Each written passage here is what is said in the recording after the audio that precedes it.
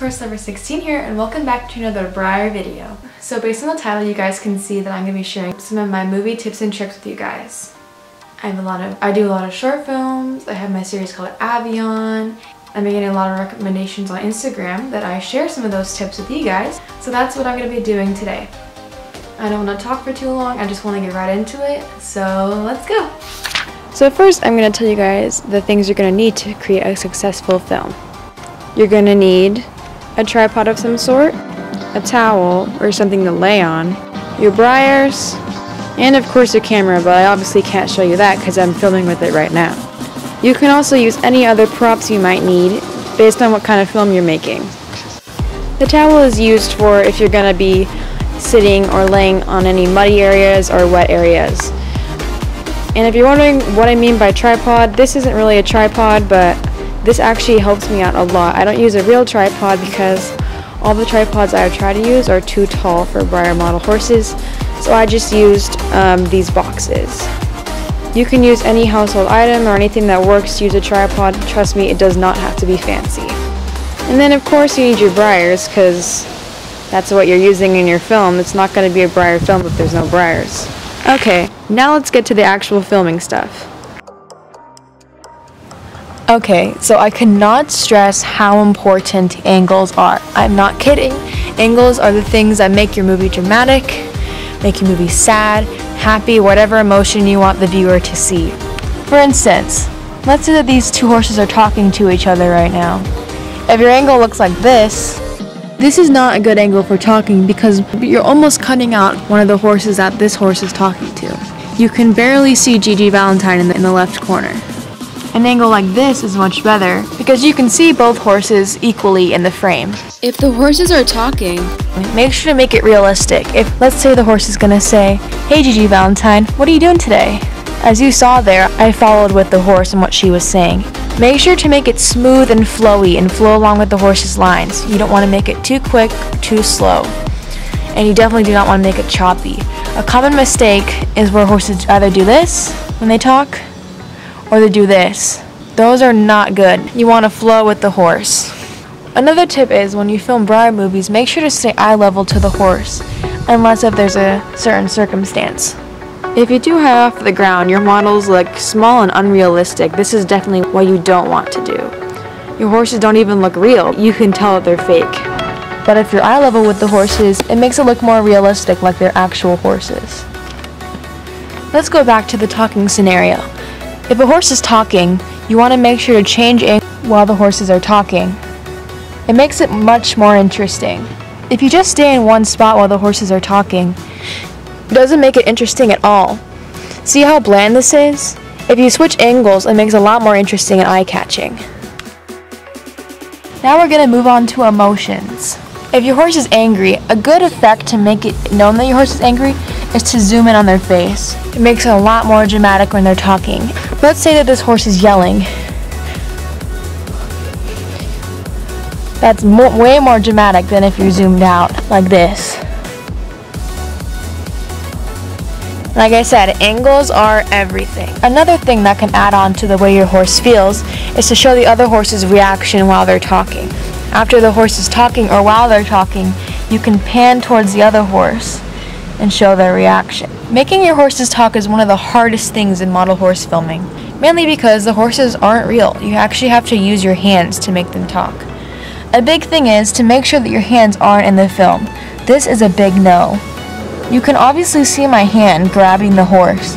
Always make sure to check so that your hand isn't in the frame. Being by yourself in filming is very difficult, so when you film, I suggest having a friend help you.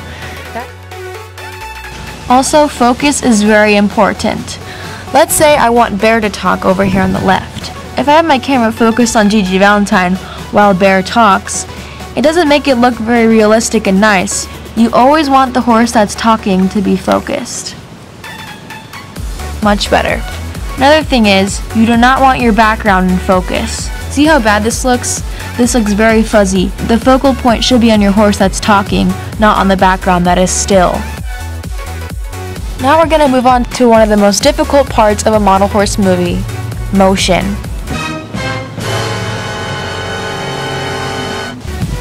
Having horses walk in a model horse movie is one of the hardest things you can do. It is very difficult and takes a long time to master. Really, my only tip for walking is to just practice it. Watch videos at home of horses walking in real life, and then try to do the same motions at home with your Breyers. It just takes practice. Finally, once you think you got the technique down for walking, then you can try it in front of the camera. If 2 or more horses are going to be walking in your film, I suggest to bring a friend. It's really hard when you try and do it by yourself. And if you have 3 or more horses, then you might need to bring more than one friend. A friend makes it very easy because you can be filming and moving the camera, and your friend can be moving the horses. Just make sure your friend knows what to do. When you're filming walking scenes, make sure you have the right horses. These girls are perfect for walking because they're in the walking position. Horses like these would not be ideal for walking scenes because they're not in the walking position. Snowman could be used, but since he's only standing, he would look a little stiff when he's walking. And Frankel is in the running position, so it would look really weird if he was walking. Rearing horses such as Matrix also would not look right. These horses are made for rearing, so when you put them on the ground in the position where they're supposed to walk, it looks really weird. His legs are extremely short, and he's just really short compared to other horses. This is him next to Snowman. You can see how short he is. So when you're picking horses, just be wise about who you choose. Now we're moving on to cantering and galloping. Even though this guy here was not a good candidate for walking and trotting, he is the perfect candidate for cantering and galloping. As you can see, he was literally made for cantering and galloping based on his position. Even though his stand may be awkward, we'll make it work. Cue the running montage.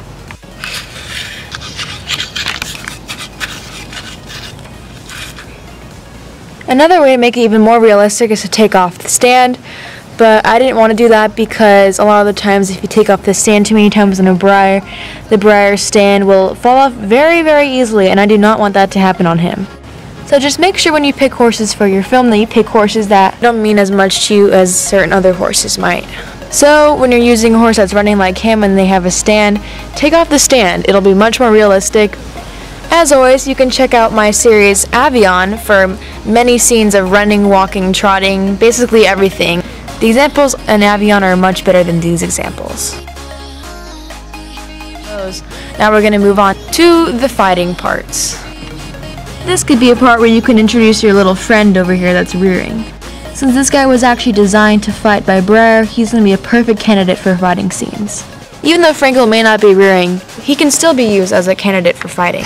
If 2 candidates are fighting, once again, make sure it's intense, and be careful with your Breyers, and be prepared for your Breyers to get scratches.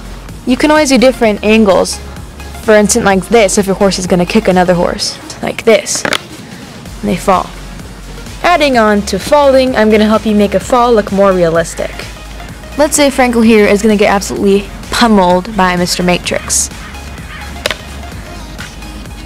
That didn't look very realistic, right? Because he just fell. It's not really dramatic at all. Here's a better example.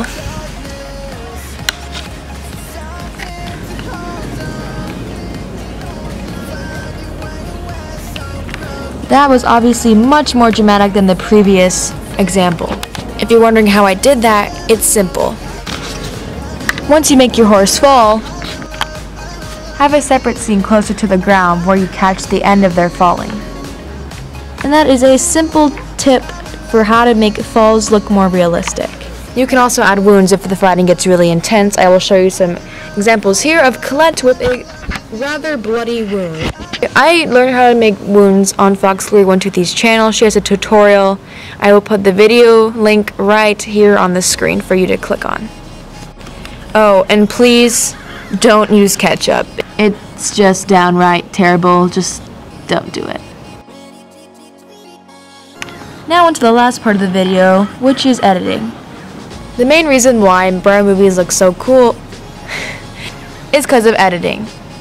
Editing edits out your hands, edits out bloopers. Editing just saves the whole day. And when people say if you don't have a good editor, then your video is not going to be good, that is total bogus.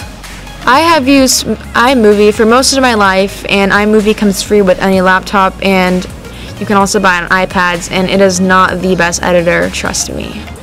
It was only a couple years ago that I got Final Cut Pro X, which is an editor that you actually have to pay for, which makes much better movies. But don't worry, you don't have to have a super fancy editor to make a good video. As long as you have interesting scenes that catch people's eye, that's all that really matters. Editing is really icing on the cake, but sometimes it can really make a big difference. Editing takes time and practice. Trust me, you will not be an expert right away. You just have to do it a lot. And over time you will get better the more you do it. And before we end this video, a main thing in editing that helps my videos out a lot is called panning. I don't know if you noticed, but in all the scenes where the horses were talking, walking, cantering, all that other stuff, there's a thing called panning. Panning is where it does this. If you didn't notice that, that is an editing technique that is very, very crucial to making your scenes look realistic. Hey guys, it's me in a voiceover, and I just wanted to let you know that I was originally going to put in a tutorial on how to do panning on a video editor, but since this video is already long enough, I decided against it, and I will either upload the video after or before this video. If I end up uploading it before this video, I will have a little pop-up right here on the screen that can take you to the video. But if I didn't, then you can always search up on YouTube how to do panning effect on whatever editor you have. Okay, back to the video. So before I go, I'll do an overview. The main things you should know is to find a good location, get horses that fit in your movie and your script. Angles are everything, panning is everything, and don't worry, if you're not a very good editor at first, just practice. And the last thing is, have fun. You don't always have to be serious when you film the movies. Have fun with it. Invite over a friend to help you. Make it easier on yourself. Don't make it so serious. And that's basically it. I hope you guys enjoyed this video, and I hope it helped you. I love creating videos for you guys, and I might not be able to do it as much as I want to, but I hope that you guys found this video helpful and that you will pursue your model horse movie making dreams. Thank you so much for watching, everyone. I will see you soon in my next video. Bye!